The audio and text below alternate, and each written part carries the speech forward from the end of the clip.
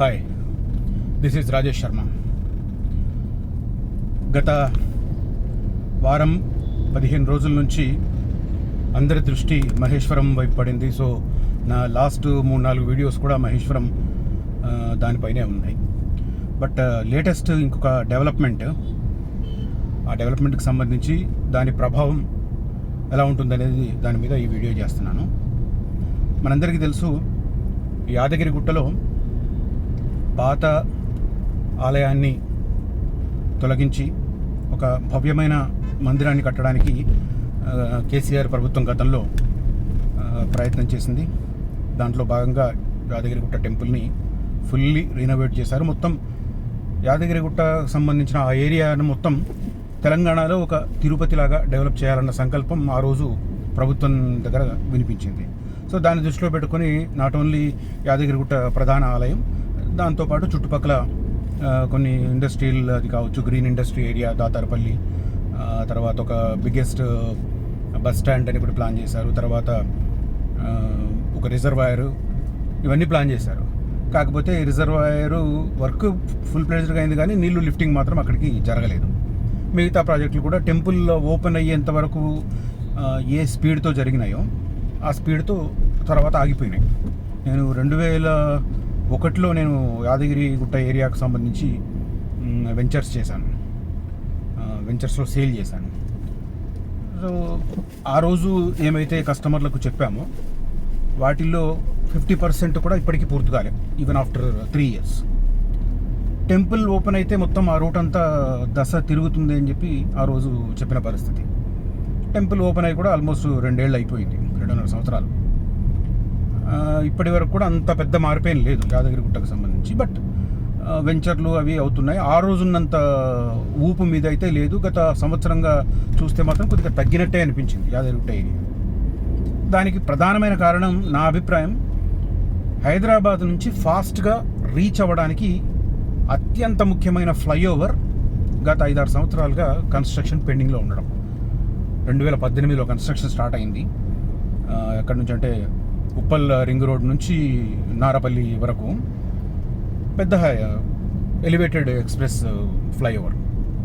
అది అయితే ఏమవుతుందంటే ఉప్పల్ రింగ్ రోడ్ నుంచి వితిన్ 5-6 మ్యాక్సిమం 10 minutes అనుకో, 10 minutesలో నారపల్లి, అక్కడ నుంచి ఒక 1-2 minutesలో గట్కేసర్ అవుటర్ రింగ్ రోడ్, తర్వాత మళ్ళీ అక్కడ నుంచి హైవే ఎక్కితే భువనగిరి కానీ, బీబీనగర్ కానీ, భువనగిరి కానీ, యాదగిరిగుట్ట కానీ, ఈవెన్ ఆలేరు వరకు కూడా ఫాస్ట్గా వెళ్ళే అవకాశం ఉండేది.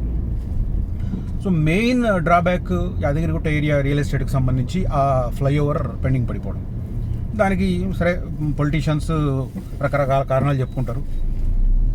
గతంలో కేసీఆర్ ప్రభుత్వం, సెంట్రల్ గవర్నమెంట్ సరిగ్గా సహకరించలేదనడం, సెంట్రల్ గవర్నమెంట్ మేము ఫండింగ్ చేసినా కేసీఆర్ సర్కారు ఇవ్వలేదని వాళ్ళు చెప్పడం. సో ఇదంతా కొనసాగింది. మొత్తం మీద ఫ్లైఓవర్ కన్స్ట్రక్షన్ అయితే పెండింగ్ పడింది.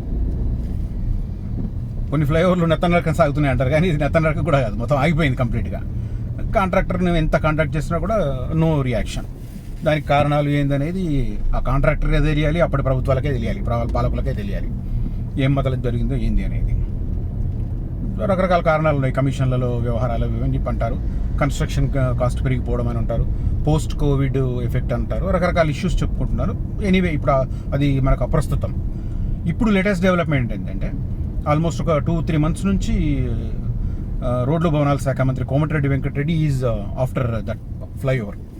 సెంట్రల్ గవర్నమెంట్ను కాంటాక్ట్ చేయడం, నితిన్ గడ్కరీని కలవడం, ఉపరితల రవాణా శాఖ మంత్రిని కలవడం, ఈ కాంట్రాక్టర్ను ఖచ్చితంగా మార్చాల్సిందేనని చెప్పి చెప్పడం.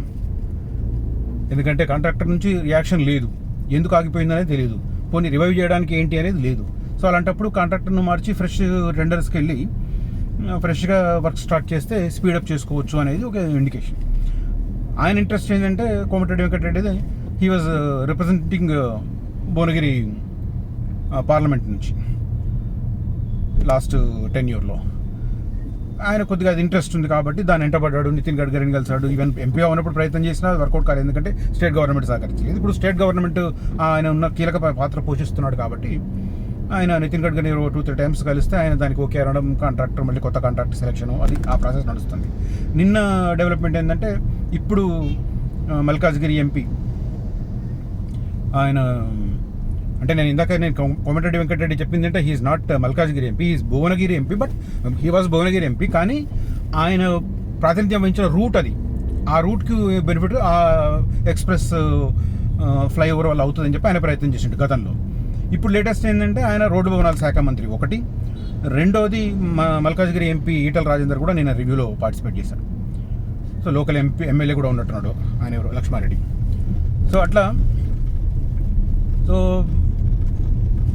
ఒక అడుగు, కీలకమైన అడుగు 2 నెలల్లో అంటే దసరా నాటికి ఈ ఫ్లైఓవర్ కొత్త కాంట్రాక్టర్ ఆధ్వర్యంలో, కొత్త కాంట్రాక్ట్ సంస్థ ఆధ్వర్యంలో పనులు ప్రారంభమవుతాయి.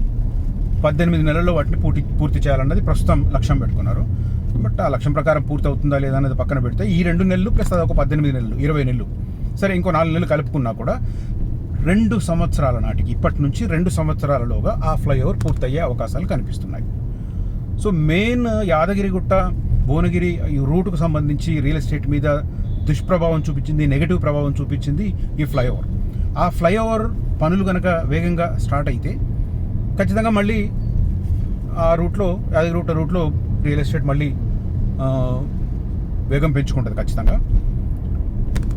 అయితే ఇప్పుడున్న పరిస్థితి ప్రకారం చూస్తే ఆ రూట్ ఏం తక్కువేం లేదు. ఇప్పుడు ఒక్క కనెక్టివిటీ ఆ ఫ్లైఓవర్ తప్ప మిగతావన్నీ అద్భుతంగా ఉన్నాయి. వరంగల్ హైవే సూపర్ డెవలప్, తర్వాత వెంచర్స్ కానీ, టెంపుల్ పూర్తవడం కానీ, ఇంకో అదనపు ఆకర్షణగా భువనగిరి దగ్గరనే ఉన్న మానేపల్లి శ్రీ వెంకటేశ్వర స్వామి ఆలయం కూడా మంచి జబర్దస్త్ టెంపుల్.